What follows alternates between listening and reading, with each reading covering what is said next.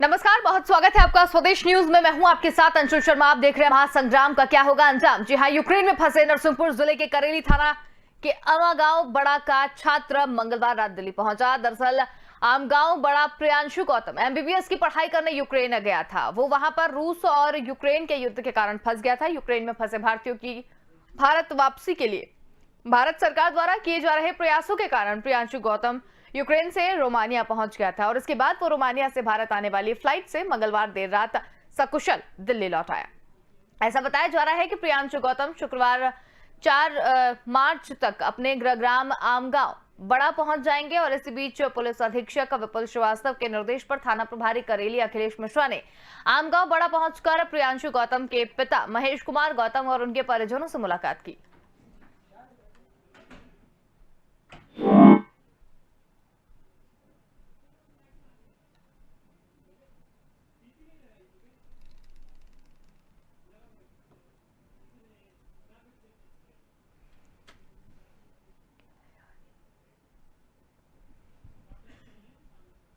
तो आपको बता दें कि रूस और यूक्रेन के बीच महासंग्राम लगातार जारी है।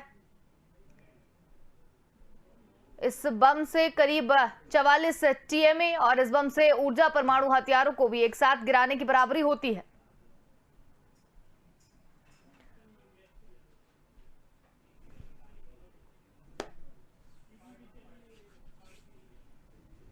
तो ज्यादा हम चर्चा को आगे बढ़ाएंगे। चर्चा में हमारे साथ 2 मेहमान यहाँ पर जुड़ गए हैं, जिसमें राजेश भारती जी शिक्षाविद हमारे साथ जुड़े हुए हैं और अमरदीप त्यागी जो रक्षा विशेषज्ञ हमारे साथ जुड़े हुए हैं।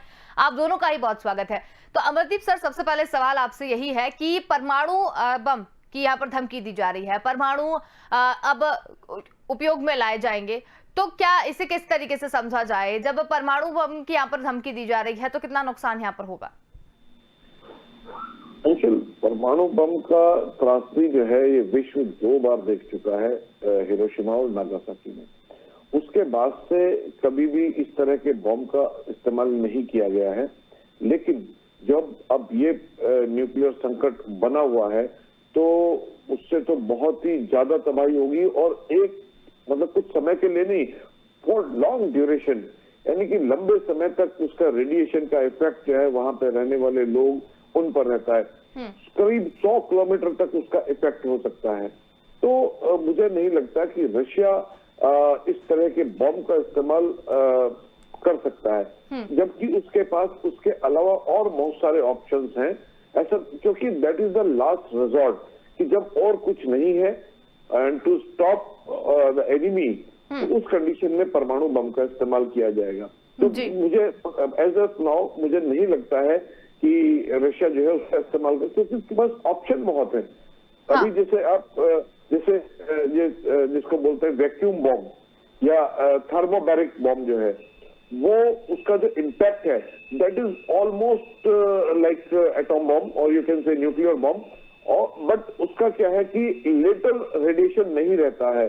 तो वो यदि ऐसे इंस्टॉलेशंस को या वहां की जो आर्मी है उनके खिलाफ उसको इस्तेमाल कर रहा है, अभी भी सुनने में आ रहा है कि वो वैक्यूम बम का और क्लस्टर बम का इस्तेमाल कर रहा है, तो मुझे नहीं लगता कि वो उस न्यूक्लियर ऑप्शन पे जाएगा, क्योंकि आफ्टर ऑल वहां पर बहुत सारी जो पॉपुलेशन है वो रशियन मूल की है और जो यूक्रेन के लोग हैं उनको भी रशियंस जो है अपना ही मानते हैं।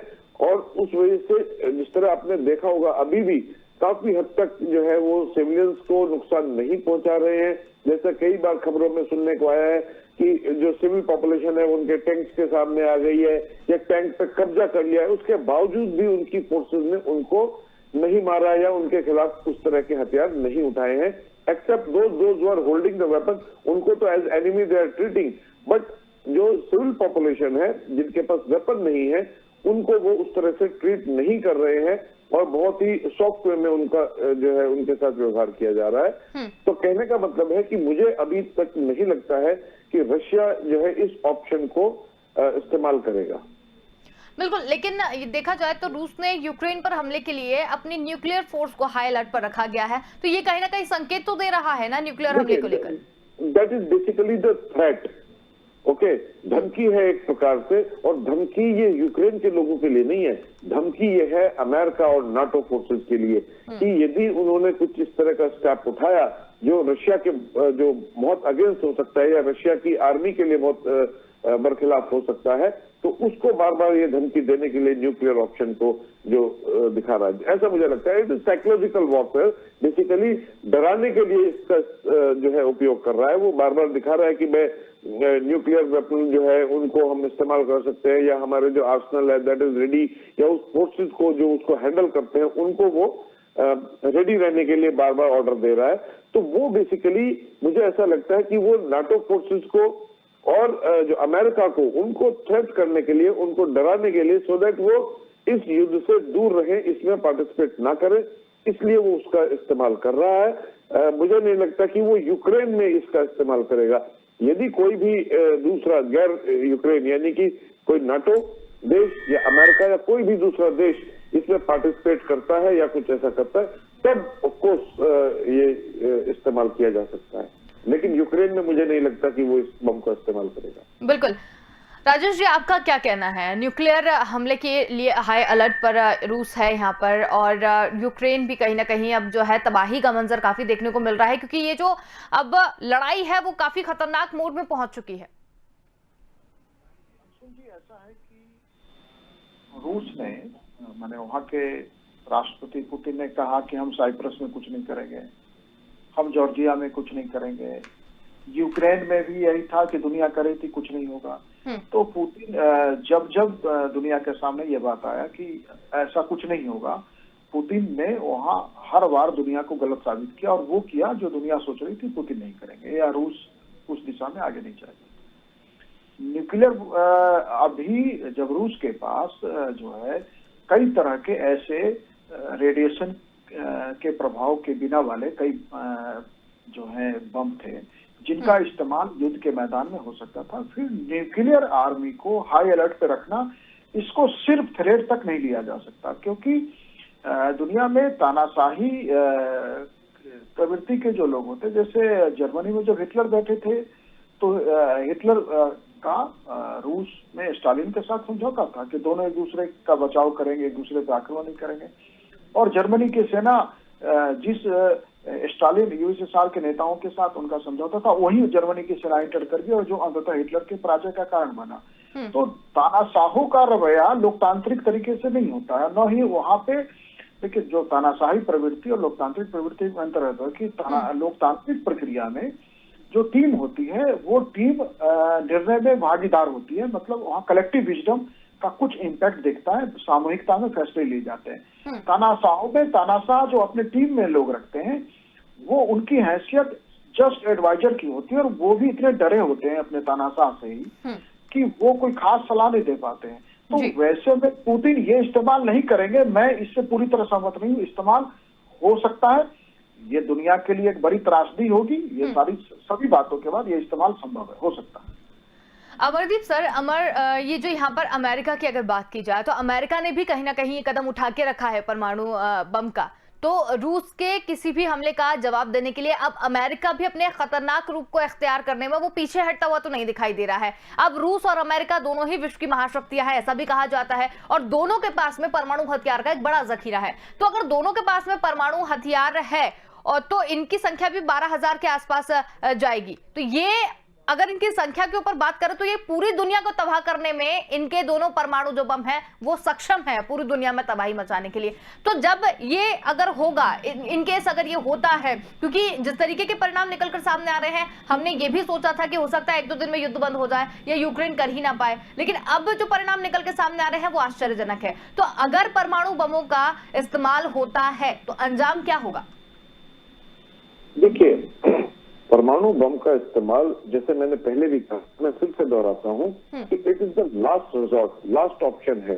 उसके पहले बहुत सारे ऑप्शन रशिया के पास हैं। और दूसरा, यूक्रेन से रशिया को मतलब उतनी नहीं है, ठीक है, वहां पे वो मुकाबला कर रहे हैं, लेकिन फिर भी तबाह कर देंगे या रशिया को बहुत ज्यादा खतरा हो जाएगा यूक्रेन से। यस, मैंने जैसे पहले कहा कि अमेरिका जिस तरह सेकेंड वर्ल्ड वॉर में जब जापान ने रशिया के पर्ल हार्बर पर हमला किया और जापान की जो आर्मी थी वो बहुत स्ट्रांग थी और अमेरिकन जो है उसका मुकाबला करने में सक्षम नहीं थे, तब अमेरिकन ने इसके खिलाफ जो है एटम बम का इस्तेमाल किया। लेकिन आज की तारीख में ऐसा नहीं है। यूक्रेन की इतनी ताकत नहीं कि वो रशिया में हमला कर दे या रशिया के ऊपर बम गिरा दे। रशिया के ऊपर बम गिरा सकता है कौन? अमेरिका गिरा सकता है या कोई भी नाटो रशिया को थ्रेट कर सकता है। In that condition yes, Russia के पास ऑप्शन खुला है। रशिया मतलब खुला के उसने पहले ही बोल दिया है कि यदि मेरे को किसी ने तो I will use the nuclear option. तो फैक्ट इज दिस कि वो अमेरिका या नाटो कंट्रीज के खिलाफ इसका इस्तेमाल कर सकता है, यूक्रेन के खिलाफ वो न्यूक्लियर बॉम्ब का इस्तेमाल नहीं करेगा क्योंकि उसके पास उसके ज्यादा ऑप्शन अवेलेबल है वहां की जो सेना को करने के लिए। बिल्कुल राजेश जी, रूस की अगर बात करें, ठीक है, हम अमरदीप सर की बात से बिल्कुल सहमत हैं, लेकिन फिर भी 1% भी अगर देखा जाए, रूस लगातार इशारों में परमाणु युद्ध की धमकी देता हुआ नजर आ रहा है। परमाणु युद्ध अगर छिड़ा तो आपके हिसाब से क्या अंजाम होगा? देखिए, परमाणु युद्ध नहीं छिड़ सकता। मैंने सिर्फ ये कहा कि रूस का सत्ता तंत्र इसका इस्तेमाल नहीं करेगा, इस बात को सुनिश्चित नहीं हुआ जा सकता। दूसरी बात, मैं कर्नल साहब को भी एक जवाब देना चाहूंगा कि जो जापान सेकेंड वर्ल्ड वॉर में जापान के विरुद्ध जो अमेरिका ने न्यूक्लियर बम इसलिए इस्तेमाल नहीं किया था कि जापान एक मजबूत सेना था। अमेरिका ने लगभग जापान जीत लिया था और पूरी जापान की स्थिति हद से ज्यादा खराब हो गई थी, फिर भी जापानी सेना सरेंडर नहीं कर रही थी। अमेरिका फुल सरेंडर चाहता था, उस फुल सरेंडर के लिए न्यूक्लियर बम इस्तेमाल हुआ था। इसलिए नहीं कि जापान को तो लगभग अमेरिका ने खत्म कर दिया था, उसके बाद न्यूक्लियर बम इस्तेमाल हुआ। तो युद्ध लगभग जीते युद्ध में अमेरिका ने न्यूक्लियर बम इस्तेमाल किया था। वो ठीक है कि अमेरिका उसका एक पहला प्रयोग करना चाहता था, वो देखना चाहता था क्या उसके जो प्रयोगशालाओं तक थी, जो जानकारी प्रयोगशालाओं थी, वो जमीन पे उतर गया और न्यूक्लियर बम की त्रासदी से जो आज मानवता को डर है वो शायद उस प्रयोग ने ही डरना सिखाया है। तो रूस यदि न्यूक्लियर वार की तरफ जाता है तो उसमें जो है वेस्ट उस बदले में न्यूक्लियर वारफेयर में जाएगा नहीं, इससे सहमत नहीं मैं हो सकता, या ये विचार संभव ही नहीं है, क्योंकि अंततः यूएस का जो वर्ल्ड है वो लोकतांत्रिक प्रक्रिया से संचालित व्यवस्था है और उसके साथ के जो देश हैं, उसके साथी देश भी हैं, वो सभी देशों में लोकतांत्रिक सरकारें हैं। तो एक लोकतांत्रिक सरकार मानवता को खत्म करने के प्रयास में यदि जाएगी तो वहां का समाज, वहां की सिटीजन्स, वहां की सोसाइटी में जो विरोध होगा वो संभव नहीं है। लेकिन तानाशाहों के लिए ये संभव होता है, क्योंकि तानाशाही जो होती है वो अपने समाज, अपने सिटीजन्स के विचारों का, उनके सोचने के तरीके से बहुत प्रभावित नहीं होती। इसलिए न्यूक्लियर वारफेयर नहीं होगा। यूएस ने जैसे एक बार इस्तेमाल किया वैसे हो सकता है कि एक बार रसिया भी इस्तेमाल कर ले, लेकिन छोटे स्तर पे करे, या संभावना तो ये कि किया नहीं जा सकता, लेकिन अंततः मैं वही बात है कि ये सुनिश्चित नहीं है कि नहीं होगा। बिल्कुल। अमरदीप सर, एक फादर ऑफ ऑल बम, ये एक जो बम का नाम जो है वो यहाँ पर देखने को मिल रहा है, जो कि रूस के पास में है, तो क्या है ये बम, किस तरीके से काम करता है और कितना खतरनाक है ये? देखिए, मैंने जैसे अभी कहा था कि उसके पास दूसरे ऑप्शन है। ये फादर ऑफ ऑल बम जो है that is a vacuum bomb, thermobaric bomb. उसमें क्या होता है कि उसको एयरक्राफ्ट से या किसी लॉन्चर से उसको लॉन्च किया जाता है एंड वो एयर में जो एरोसोल, उसके जो फ्यूल है, उसके छोटे छोटे कण एक मेटेलिक क्रिस्टल्स के साथ हवा में फैला दिए जाते हैं और फिर उसको एक्सप्लोड कर दिया जाता है, यानी कि उसमें आग लगा दी जाती है। तो उसके बाद उसमें इतना ज्यादा टेम्परेचर, इतना ज्यादा आग लगती है कि पूरे एरिया की जो है वो ऑक्सीजन को वो सोख लेता है और उसका जो टेम्परेचर है, जो थर्मल इफेक्ट है, वो इतना ज्यादा होता है कि it is almost like atom bomb. But उसका जो है लेटर रेडिएशन नहीं रहता, जिससे एटम बॉम्ब या न्यूक्लियर बॉम्ब जिसको कहते हैं, उसका जो है थर्मल, जो उसका जो रेडिएशन है that is for longer duration, वो ईयर्स तक चलता है। तो इस तरह के ऑप्शन उसके पास है। लोगों को यदि पब्लिक को ही खत्म करना है तो पब्लिक को खत्म करने के लिए जिस थर्मोबैरिक बम या फादर ऑफ ऑल बम जिसको बोल रहे हैं, या वैक्यूम बम या एरोसोल बम जिसको बोलते हैं, उसका वो इस्तेमाल कर सकता है, या ऐसा कहा जा रहा है, कई खबरों में आ रहा है कि रशिया उस तरह के बॉम्ब का इस्तेमाल कर रहा है। तो मेरा कहने का मतलब है, जब उसके पास ऐसे ऑप्शन अवेलेबल है, why he should use this nuclear weapon, because ultimately Russia ने यूक्रेन पे कब्जा करके वहां रहना है। जब वहां पे रहना है तो उसके अपने सैनिक भी उसके रेडिएशन के इम्पैक्ट से आएंगे। तो इसलिए मैं बार बार कह रहा हूं कि यूक्रेन के ऊपर वो न्यूक्लियर बॉम्ब का इस्तेमाल नहीं करेगा, जिसको आप फादर ऑफ ऑल बॉम्ब कह रहे हैं, दैट इज वैक्यूम बॉम्ब, या मदर ऑफ ऑल बॉम्ब जिसको अमेरिका कहता है, it is one and the same.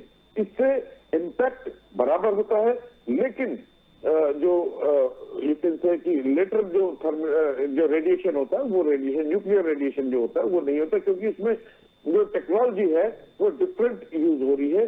उसमें जो एरोसोल को हवा में फैलाकर उसको बस्ट किया जा रहा है, उसमें आग लगाई जा रही है, और उससे क्या हो रहा है कि वो इम्पैक्ट बराबर का आ रहा है, यानी कि मनुष्य जो है वो जो है भाप बन जाएगा, इतना ज्यादा टेम्परेचर उसका हो जाता है, यानी कि उसकी बोन्स भी नहीं बचेगी। And it has got the similar impact of nuclear bomb. Nuclear bomb से भी क्या होता है कि वो भाप बन जाता है, पूरा कुछ जल जाता है, इतना उसका जो टेम्परेचर बढ़ जाता है।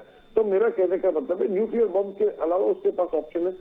और बार बार मैं ये कह रहा हूं कि यदि किसी नाटो कंट्री ने या अमेरिका ने इसके खिलाफ कुछ एक्शन लिया, तो उसके लिए वो बार बार थ्रेट कर रहा है कि मेरे पास न्यूक्लियर ऑप्शन है, it can drop on any of the country accept Ukraine. बिल्कुल। तो मतलब जिस तरीके से जो कयास दुनिया में लगाए जा रहे हैं, या आप और हमारी जो कन्वर्सेशन है उससे ये चीज बात निकलकर सामने आ रही है कि रूस और अमेरिका के पास में गैर परमाणु बम भी बहुत सारे ऐसे हैं जो दुनिया में तबाही मचा सकते हैं, वो उनका भी प्रयोग कर सकते हैं। जरूरी नहीं है कि परमाणु बम के लिए ही वो सारी चीजें जो है वो निकलकर सामने आए। बिल्कुल। राजेश भारती जी, आपका क्या कहना है? मैंने जो पहले कहा वही बात मैं फिर से कहना चाहूंगा कि न्यूक्लियर बम का इस्तेमाल नहीं होगा सामान्यतः। उसके बाद सेकेंड वर्ल्ड वॉर के बाद दुनिया में कई सारे ऐसे संघर्ष हुए, वियतनाम का हुआ, कोरिया वॉर हुआ, इराक में हुआ, अफगानिस्तान में, युगोस्लाविया में, कई जगह हमने सत्ता संघर्ष देखा और वहां पे सत्ता को अपदस्थ भी किया गया, नई व्यवस्था भी आई, लेकिन न्यूक्लियर बम के बारे में किसी ने नहीं सोचा। भारत पाकिस्तान के बीच में भी कारगिल युद्ध हुआ, लेकिन हमें न्यूक्लियर वार के बारे में नहीं सोचा। लेकिन इस बार क्योंकि पुतिन जिस उसमें दलदल में फंस गए हैं, क्योंकि निश्चित रूप से रूस की सेना ने यह सोचा होगा कि यूक्रेन में कुछ दिनों में, ज्यादा से ज्यादा मुझे लगता है कि 1 वीक की तैयारी होगी कि अगले 6-7 दिनों में यूक्रेन पे वो कब्जा कर लेंगे या वहां की सरकार सरेंडर कर देगी। तो न कब्जा हुआ है न सरेंडर हुआ है, और वेस्ट का प्रेशर बढ़ता जा रहा है। तो वैसे स्थिति में वेस्ट के प्रेशर को डिफ्यूज करने के लिए न्यूक्लियर जो तंत्र है उसको हाई एक्टिव करने की बात हो रही है, उसको तैयार रहने की बात की जा रही है। तो ये जो है ये सिर्फ तैयारी तक है, सिर्फ धमकी तक है, रहे यहीं तक तो बेहतर है, लेकिन यहीं तक रहेगा ये निश्चित रूप से नहीं कहा जा सकता। प्रयोग भी हो सकता है, और दुनिया में पहले प्रयोग हुआ है तो फिर नहीं होगा। चाहे मदर्स ऑफ ऑल बॉम्ब कहें या कोई अन्य तरह के जो है अपरंपरागत जो वैसी तकनीक जो भी सेना ने बनाए हैं, उन सब का इस्तेमाल किसी न किसी जगह होता रहा है। तो अंततः सैनिक तैयारी में जो भी चीजें हैं उसका इस्तेमाल कभी नहीं होगा, ये निश्चित नहीं होता। वो सिचुएशन तय करेगा कि इस्तेमाल होगा या नहीं होगा, बिल्कुल परिस्थिति तय करेगी। ठीक है। अमरदीप सर, ये जो फादर ऑफ ऑल बम है, मदर ऑफ ऑल बम है, ये क्या दोनों अलग अलग है या एक ही है?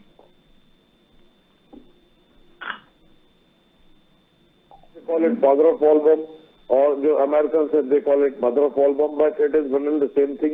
एंड उसकी यदि वैसे टर्मिनोलॉजी में देखें तो that is thermobaric bomb and that is aerosol bomb, और you can say what you call air explosive, you can say air explosive bomb भी उसको आप कह सकते हैं। तो ऐसा कुछ बहुत ज्यादा डिफरेंस नहीं है। जैसा मैंने पहले बताया कि एरोसोल हवा में जो मेटेलिक पार्टिकल्स होते हैं उनके साथ जो फ्यूल को हवा में उड़ा दिया जाता है, यानी कि एयर में बस्ट कर दिया जाता है, और फिर उसमें आग लग जाती है, और उसके आग लगने से इतना ज्यादा टेम्परेचर इम्पैक्ट जो है it is almost same of nuclear bomb. Only difference is कि इसका जो है लेटर रेडिएशन नहीं रहता है। न्यूक्लियर बम का रेडिएशन बहुत लंबे समय तक रहता है। उसका इम्पैक्ट कि आने वाली जनरेशन तक के डीएनए तक को चेंज कर देता है। उसमें जो जनरेशन पैदा होती हैं उनमें म्यूटेशन हो जाते हैं, डिफरेंट डिफरेंट डिफॉर्मिटीज के साथ होते हैं, तो वो रेडिएशन बहुत लंबे समय तक चलता है। तो दैट इज यू कैन से ऑल्टरनेट ऑफ न्यूक्लियर बम। उसका जो इम्पैक्ट है, उसका असर जो है वो न्यूक्लियर बम के बराबर ही है, बहुत ज्यादा मतलब अंतर नहीं है। बिल्कुल। तो ये जो दोनों बम की अगर बात की जाए या इन जैसे बमों की बात की जाए, तो क्या रूस और अमेरिका दोनों इतने खतरनाक बमों का पहले इस्तेमाल कर चुके हैं कहीं पर? ऐसा सुना गया है कि अफगानिस्तान में भी उन्होंने ऐसा मदरफॉल बम का इस्तेमाल किया गया है। रशिया यूक्रेन में कर रहा है, ऐसा जो खबरों में आ रहा है कि रशिया जो है इस वैक्यूम बम को या थर्मोबैरिक बम को यहाँ पे जो खारसोन में, कीव में कई जगह इसका एक्सप्लोजन किया है, लेकिन वो उसने जहाँ पे पॉपुलेशन है वहां पे शायद नहीं किया है, क्योंकि यदि उसका इस्तेमाल कहीं पॉपुलेटेड एरिया पर करता तो बहुत ज्यादा उसका इम्पैक्ट होता, बहुत ज्यादा कैजुअलिटीज होती। और जैसा जो इस लड़ाई को हम, जैसे मैं टाइम टू टाइम इसको डिफरेंट डिफरेंट चैनल्स के थ्रू, डिफरेंट माध्यम के थ्रू इसको हम देखते आ रहे हैं, तो उससे मुझे ऐसा लग रहा है कि रशिया जो है कोलेटरल डैमेज या सिविल पॉपुलेशन के मारने से बचना चाह रहा है और बच रहा है, और ज्यादा से ज्यादा वो इम्पैक्ट करना चाहता है सिर्फ मिलिट्री इंस्टॉलेशन या डिफेंस इंस्टॉलेशन जो है, या उनके उस तरह के इंस्टॉलेशन जैसे फ्यूल डिपोज वगैरह है जो उनकी आर्मी के लिए सपोर्ट कर रहे हैं। तो रशिया जो है अपने पूरे माइट के साथ या पूरी उस शक्ति का इस्तेमाल नहीं कर रहा है, क्योंकि उसको यूक्रेन पर कब्जा करना है, वहां की जो आम जनता है उसका समर्थन भी उसने जारी रखना है आने वाले समय में। तो इसलिए वो इस तरह से काम कर रहा है कि वहां के सिर्फ डिफेंस इंस्टॉलेशन को नुकसान हो ज्यादा से ज्यादा। बिल्कुल। राजेश भारती जी, ये जो बम की यहाँ पर बात की जा रही है, चलिए ये तो बिल्कुल ऐसा कहा नहीं जा सकता कि परमाणु बम का इस्तेमाल किया जाएगा, लेकिन जैसे अभी पहले कुछ देर पहले बात यहाँ पर हुई है कि परमाणु बम ही नहीं, लेकिन फिर भी गैर परमाणु बम भी कुछ ऐसे हैं जिनका इस्तेमाल अमेरिका रूस दोनों कर सकते हैं, जिससे तबाही मच सकती है। तो इसका ये जो संग्राम, ये जो देखने को मिल रहा है, इसका अंजाम क्या होता दिखाई दे रहा है आपको, आपके दृष्टिकोण से? देखिए, इसका संग्राम जो है अंततः इसमें पुतिन पीछे नहीं हट पाएंगे, क्योंकि पुतिन के पीछे हटने का मतलब है रूस से उनकी विदाई, उनको सत्ता छोड़ना होगा। तो पुतिन को यूक्रेन का सरेंडर चाहिए या यूक्रेन पे कब्जा चाहिए, इससे कम पे बात नहीं बनेगी। अब जो है समझौता उसके बाद ही संभव है, उससे पहले कोई समझौता भी संभव नहीं है। ये जो है वेस्ट को ये बात समझ के जो है इसके बीच से रास्ता निकालना चाहिए। बिल्कुल, लेकिन फिर भी कोई सामंजस्यता या मध्यस्थता जैसी ऐसी कोई चीज भी निकलकर सामने नहीं आ रही है? नहीं, अभी मध्यस्थता संभव नहीं, क्योंकि नाटो के प्रति रूस के तंत्र में एक अविश्वास है, और लगातार जिस तरह से सैंक्शन लगाया जा रहा है या धमकी जो बाइडेन के द्वारा, अमेरिकन राष्ट्रपति के द्वारा दी जा रही है, उससे जो है तनाव और बढ़ गया है। तनाव को शांत करने के लिए जैसे भारत आगे आ सकता है, वैसे देश जो अभी न नाटो के साथ है न रूस के साथ है खुल के, जो न्यूट्रल भूमिका में है, या तो चीन से जो है चीन का तंत्र शी जिनपिंग जो है बीच में पहल करें, या भारत, दो ऐसे देश हैं जो पहल कर सकते हैं और शायद कोई रास्ता निकल सकता है। नाटो और रूस के आपसी बातचीत से कोई हल नहीं निकलेगा, किसी अन्य देश को जो है आना पड़ेगा, वो चीन हो सकता है या भारत हो सकता है। बिल्कुल। अमरदीप सर, बहुत अच्छी चर्चा यहाँ पर रही इस पूरे मामले पर। अंतिम टिप्पणी आपसे जानना चाहेंगे, और ये भी टिप्पणी में आपसे जानना चाहेंगे कि भारत किस तरीके से एक महत्वपूर्ण भूमिका निभा सकता है। देखिए, जैसे अभी राजेश भारती जी कह रहे हैं कि भारत और चीन दो ऐसे देश हैं जो रशिया को या इनके बीच में मध्यस्थता कर सकते हैं, लेकिन मुझे ऐसा लगता है कि देखो कर तो सकते हैं, लेकिन जिस तरह की परिस्थितियां बनी हुई हैं, कोई किसी की सुनने को तैयार नहीं है। जो बाइडेन लगातार धमकी दे रहा है, अभी तक उन्होंने ये नहीं कहा है, या जो यूक्रेन के राष्ट्रपति हैं जेलेंस्की, उन्होंने ये नहीं कहा है कि ठीक है मैं नाटो ज्वाइन नहीं करूंगा या यूक्रेन नाटो का पार्ट नहीं बनेगा। उन्होंने यूरोपियन यूनियन ज्वाइन करने का ऑलरेडी एप्लीकेशन लगा दिया है। दैट मीन्स वो झुकने को तैयार नहीं है, और पुतिन ये रुकने वाला नहीं है, क्योंकि अल्टीमेटली यदि नाटो वहां आ जाता है तो रशिया के लिए बहुत बड़ा खतरा है। जिस तरह की त्रासदी हम यूक्रेन में देख रहे हैं कि इस तरह की त्रासदी यदि नाटो वहां आ जाता तो लेटर और सुनर I can watch for it वो रशिया में वो त्रासदी होती, क्योंकि जो व्लादिमीर पुतिन है उसने अल्टीमेट बिल्कुल आखिरी ऑप्शन उसको ये लड़ाई का दिखाई दिया, क्योंकि उससे पहले बहुत दिनों तक ये बात चल रही थी कि उसको यूरोपियन यूनियन या नाटो ज्वाइन नहीं करना चाहिए। इस तरह का वो बहुत दिनों से प्रयास कर रहे थे, लेकिन कोई भी झुकने को तैयार नहीं था। लगातार वो एंटी रशियन कैंपेन जो वो चल रहा था, तो रशिया को भी अपनी जो स्वाधीनता या अपनी सॉवरेनिटी या अपने जो हितों की रक्षा करने के अलावा कुछ नजर नहीं आया, तो उसने ये लड़ाई वाला ऑप्शन चुना। और लड़ाई के ऑप्शन को अब रोकना बहुत मुश्किल हो जाएगा, क्योंकि किसी की भी जो है परिस्थिति ऐसी नहीं है, क्योंकि सबका जो साख है वो दांव पे लगी हुई है, रशिया की भी और अभी जो नाटो कंट्रीज है उनकी भी, वो भी पीछे हटने को तैयार नहीं। हालांकि वो फिजिकली पार्टिसिपेट नहीं कर रहे हैं, बट उसके बावजूद भी तो नहीं कर रहे हैं, लेकिन फिर भी भारत का बहुत अहम रोल है। जिस प्रकार हम देख रहे हैं कि भारत के छात्र, इवन पाकिस्तान और टर्की के छात्र जो है भारत का झंडा लेके वहां से निकल रहे हैं। दैट मीन्स भारत की साथ जो है रशिया के साथ बहुत अच्छी है, और यदि प्रयास किया जाए तो शायद कुछ संभव हो, तो प्रयास करने में कोई बुराई नहीं है। भारत को इनिशिएट करना चाहिए, हमारे प्रधानमंत्री को इनिशिएट करना चाहिए, कुछ पुतिन से बात करें और कोशिश करें कि ये कंडीशन जो है वो कुछ शांत हो जाए। बिल्कुल, बहुत ही अच्छी चर्चा रही, आपने समय निकाला और इस पूरी चर्चा में हमारे साथ शामिल हुए, इसके लिए बहुत धन्यवाद। तो हम बात कर रहे थे महासंग्राम का क्या अंजाम होगा। रूस बार बार परमाणु बम की धमकी यहां पर दे रहा है कि उसका इस्तेमाल कर लेगा, लेकिन एक गौर करने वाली बात यहां पर यह है कि रूस और अमेरिका के पास में गैर परमाणु बम भी ऐसे हैं जो तबाही मचा सकते हैं। तो फॉब यानी फादर ऑफ ऑल बम और अमेरिका के पास में मॉब यानी मदर ऑफ ऑल बम है, वो वाकई खतरनाक है। और ऐसा कहा भी जा रहा है कि रूस और अमेरिका दोनों इन खतरनाक बमों का इस्तेमाल कर चुके हैं। अब भारत इसमें किस तरीके से अपने आप को मध्यस्थता के लिए तैयार कर रहा है या चीन किस तरीके से तैयार कर रहा है, ये तो फिलहाल आने वाला वक्त ही बताएगा। लेकिन ये बात जरूर तय है कि अगर अहम की जो लड़ाई यहां पर देखने को मिल रही है, जिस तरीके से वॉर जो है जो एक नया रूप ले लिया है, अगर ये नहीं रुका तो दुनिया में तबाही संभव है। फिलहाल के इतना ही, देखते रहिए स्वदेश न्यूज, क्योंकि सबसे पहले देश।